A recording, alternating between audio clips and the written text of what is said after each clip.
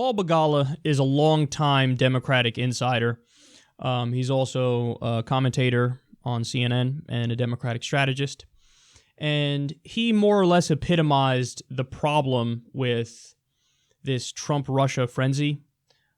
This happened earlier this week. Take a look. Patriotic American should subvert an election with a hostile foreign power. That is what Donald Trump Jr. agreed to do with Mr. Kushner and Mr. Manafort in the meeting. We were and are under attack by a hostile foreign power, and they seem to be abetting that hostile foreign power. We should be debating how many sanctions we should place on Russia, or whether we should blow up the KGB or GSU, GRU. I mean, we should be retaliating massively.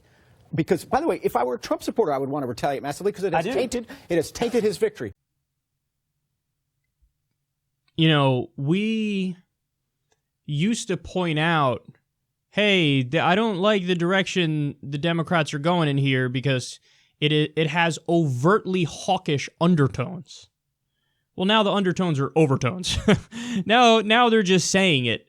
And I remember the first time I really got the slap in the face of like, oh, the arguments being used by the Democrats on Russia, like the end result is really, really bad policy. That was when Rachel Maddow did a segment where she claimed if Donald Trump removes NATO troops from Russia's border, by the way, an incredible provocation.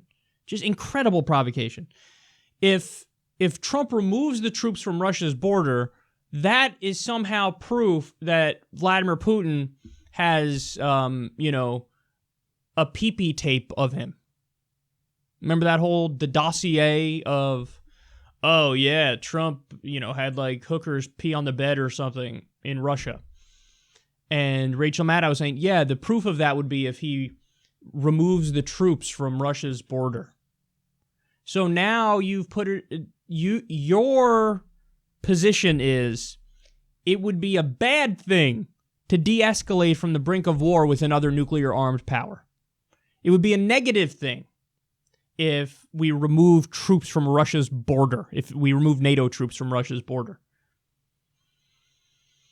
That's not a good road to go down, man. We should be in favor of diplomacy. We should be in favor of negotiations. We should be in favor of peace. This is what the Democratic Party was supposed to be about. I mean, Obama, for all of his faults on the issue of Russia, he was kind of clear. He mocked Romney in the debates when Romney said Russia's, the biggest geopolitical threat. He said the 1980s called, they want their foreign policy back. Now, you could argue, well, look, things have changed since then because they allegedly were the ones who gave the DNC emails to WikiLeaks, and then WikiLeaks ran with them, and that influenced the election. But here's the problem with that line of reasoning. We should have seen the DNC emails. We should have seen the DNC emails. I don't give a fuck how they came out. We should have seen them. It shows how the sausage is made. It shows that there was massive corruption, a massive bias against Bernie Sanders at an institutional level at the DNC. Donna Brazile was slipping Hillary Clinton questions. Debbie Wasserman Schultz was pressuring the media about how, oh, you're not giving us fair coverage. They tried to hide the debates in order to keep Hillary's advantage. They tried to atheist shame Bernie Sanders in the Midwest, and the list goes on and on. Hillary's own words about how there's bigotry, there's a fervor of bigotry against the rich in this country, and we need totally free and open trade borders, and you should have public positions and private positions as a politician. I mean, don't blame the messenger. That's the point. The point is, you don't just get to say, illegal leaks, bad. Well, that's the same argument that Democrat or progressives were mad when people try to use that argument against Edward Snowden and Chelsea Manning. Say, illegal action, bad. And the response is, yeah, but we should have known that information. That's a good thing that we got that information. It's positive that we got that information. People should say the same thing about the DNC leaks.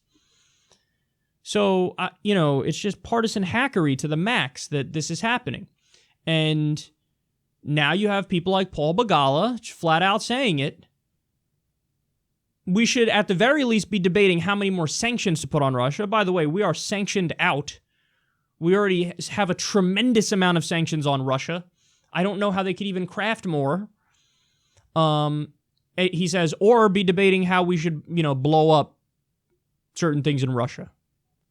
So start a conflict, a military conflict with another nuclear armed power. This is the extent that the fervor and the hysteria has gotten to. So, I've taken a lot of heat for my position on this whole thing from the beginning. But the chickens are coming home to roost with the kind of arguments that the Democrats have been making all along. I mean, if you really believe wholeheartedly and fully that there was some sort of illegal, nefarious interference, unacceptable, into the election that put Trump in, then yeah, isn't the next step to say, well, we should go to war with him? Do you think that's the right course of action?